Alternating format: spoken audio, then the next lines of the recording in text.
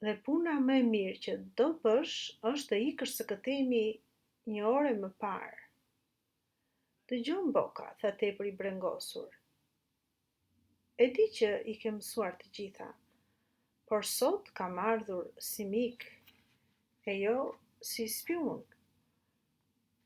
Nuk mund ta shkelësh këtë tokë si mik, mbaroi miqësia, tha kryetari me zë të ulët. Gerebi uli kokën. Ai priste të shara e qortime dhe ish përgatitur të pranonte çdo fjalë të keqe, por sjellja e butë e plagosi në shpirt. Kjo i bëri më shumë dëm se çdo fyerje. Erdha këtu që të ndreq gabimin, gjë e pamundur, tha Boka. Oh, Boka, nuk dini sa shumë më ka prekur në shpirt. Sa më vjen keq e sa turp.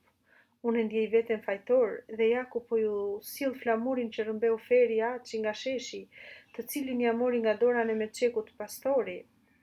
Duke thënë këto fjalë, ai nxori nga gjiri flamurin e vogël, të kuqe të gjelbër. Sytë e Bokas ndritën. Flamuri i vogël ishte plot zhubra dhe në disa vende ishte grisur. Kjo tregonte se për të do të ishin bërë kush e di sa përpjekje dhe pikërisht kjo gjë lartësonte vlerën e atij flamuri. Këtë flamur, u përgjigj Boka, do ta marrim përsëri nga këmishkuqt, po me luftë. Në qoftë se nuk ja arrijmë këtë qëllimi, s'kemi nevojë për të, se nuk e meritojmë. Nuk përulemi dhe se pranojmë më këtë mënyrë. Mere prapë dhe shko me të. Gerebi nuk u tund nga vendi. Ai e kapi për paltoje. Jan, i tha me zë të dredhur, e di që jam sill shumë keq me ju, po jam gati të bëj çdo gjë. Më fal. Oh, të kam falur, po hiqu së këtejmi. Si, do më pranosh? Jo, këtë se bëj dot. Është fjala jote e fundit? Po, ju përgjigj thatë kryetari. Lotët rodhën nga sytë e Gerebit. Mos qaj, Gereb, i tha Boka mjaft i prekur. S'është as koha, as vendi për të qarë. Shko në shtëpi dhe shiko punën tënde. Erdhe përsëri tek ne se këmishkuqt s'ta kanë më nevojë. Mirë, ju përgjigja ai, po shkoj. Nuk do më shikoni më. Po, jap fjalën e nderit se nuk erdha sot këtu për arsyeën që thoni ju. Po përse, ja preu fjalën Boka, tani s'ta them, do ta marrësh vesh një ditë, po mirë unë. Boka hapi sytë sa më shumë, nuk të kuptoj. Tani, s'më mbeti gjë që të them, tha Gerebi duke ikur. Kur arriti te porta, ai u kthye përsëri dhe tha: Nuk mund t'ju lutem edhe një herë që të më pranoni? Jo, ju përgjigj Boka. Gerebi doli jashtë. Boka mbeti në vend. Ishte hera e parë që sillej aq keq kundrejt një shoku. Ai ish gati të rente ta thërriste të penduarin, po shpejt i ra ndërmend të qeshurit metalli të Gerebit. Kur ai dhe Nemetçeku e thirrën Gerebin disa ditë më parë te rruga Palë. Jo, vendosi kryetari, ai tip i qelbur nuk meriton mëshirë. Manovrat e mëdha filluan, secili prej çunave ishte në detyrën që i kishin ngarkuar. Urdhri u dha, që të gjithë ishin në veprime sipër. Prej fortesave filloi të dalë rëra grushte grushte, si gjulet e topave. Një entuziazëm pa kufi mbretëronte midis djemve në lëvizje e sipër. Do fitojmë, bërtisnin me gëzim. Do t'i nxjerrim jashtë me turp. Edhe Feriaçi nuk do të na shpëtoj këtë herë. Ky ishte mendimi i të gjithëve. Boka i mplodhi shokët, i porositi të mbledhin mendjen e trupin, të çlodhen, të hanë mirë dhe të jenë gati për ngjarjen e madhe. Kur u shpërndan, anëtarët e klubit Stuko u mblodhën me një anë. Barabasi donte me çdo mënyrë që të kapet me Kolnain, të cilin nuk e duronte dot si kryetar të klubit. Një zotëri ju afrohet. Ky kish pak mjekër dhe ish veshur në të zeza. Ju jeni çunat e rrugës Palë? Po, zotëri, ne jemi. U përgjigjën pothuaj të gjithë një herësh. Unë jam baba i Gerebit, që të gjithë mbajtën frymën. Lesiku e goditi me mbryl Richterin. Shpejt thirr Bokën, i tha. Richteri incitoi të gjej kryetarin. Përse, u tha zotëria me mjekër, përse e zbuat ti mbir? Se na tradhtoi, i tha Kolnaj, duke i dalë përpara. Si ju tradhtoi? U bashkua me këmishkuqt, me armiqt tanë. Zotëria me mjekër mblodhi vetullat. Më habit shumë kjo që thoni. Djali erdhi në shtëpi duke qarë. Kur e detyrova më tha se shoku dyshojnë për tradhti.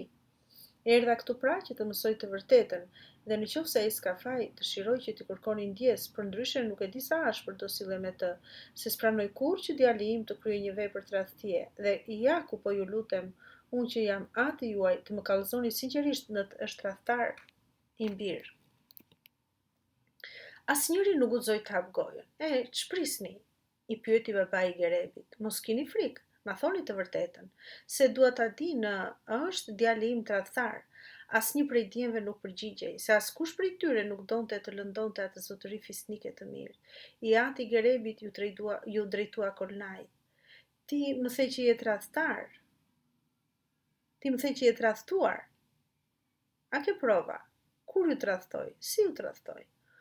Unë e dëgjova prej të tjerëve. Kjo s'mjafton. Cili prej jush ka provë të saktë? Kush e pa të tradhtoj? Në këtë kohë arriti Boka me Nemeçeku. Kolnaj lëshoi një pësherëtim. Boka, eja këtu. Prisni pak, tha Boka, i cili në atë kohë po i mbante kryet Nemeçekut që mend po mbytej prej të kollurit. Cili është ky djalosh? Pyeti i ati i Gerebit. Nemeçeku, i thanë. Nemeçeku? Ti je Nemeçeku? Po, ju përgjigj djaloshi, duke u ofruar me hap të ngadalshëm. Unë jam babai i Gerebit dhe erdha të mësoj të vërtetën. Në është i mbirë tradhtar. Shokët e tu thonë se ti e ke parë të tradhtoj, e lënë në nderin e në ndërgjegjen tënde të më thuash të vërtetën. Nemeçeku kish ethe dhe fytyra e tij ishte zjarre kuqe, që të gjithë e vunë re se ai nuk ishte mirë. Fol pra, përsëriti zotëria me mjekër, fol, a tradhtoi mbirë? I tronditur Nemeçeku tha me forcë, jo zotëri, ai nuk tradhtoi. Krenar dhe i kënaqur, i ati Gerebit u kthye nga ana e djemve dhe tha, aha, më gënyet. Isha i sigurt që kam një birë të ndershëm. Nemeçeku mezi mbahej në këmbë. Duhet të shkoj, tha me zë të ullët. Iku i përcjell me nënqeshje prej zotërisë, i cili e shikonte atë të largohej plot mirënjohje. Bashkë me të ishte Boka. Kryetari e kuptoi se ai vuante dhe se kishte nevojë për ndihmë. Rrugës Nemeçeku fliste për qartë dhe përshëndeste më kot. Kë përshëndet? E pyeti Boka. Profesorin Rac, nuk e pe? Sytë e Bokës u mbushën me lot, i gjuri Nemeçek. Në këtë kohë, Kolnaj u drejtua atit Gerebit e i tha, zotëri, ky Nemeçeku është gënjeshtar. Ne nxorëm nga klubi si tradhtar. Mirë bëhet, atë e tregon fytyra si njeri pa ndërgjegje. Iku i gëzuar se mësoi që i biri s'kish bërë ndonjë turp. Rrugës, afër bulevardit, ulloi pa Bokën me Nemeçekun. Ky fundit po qante duke thënë, dhe shkruan emrin tim me shkronja të vogla, emrin tim që s'ka tradhtuar dhe armiqt. Pra ky ishte kapitulli i 6.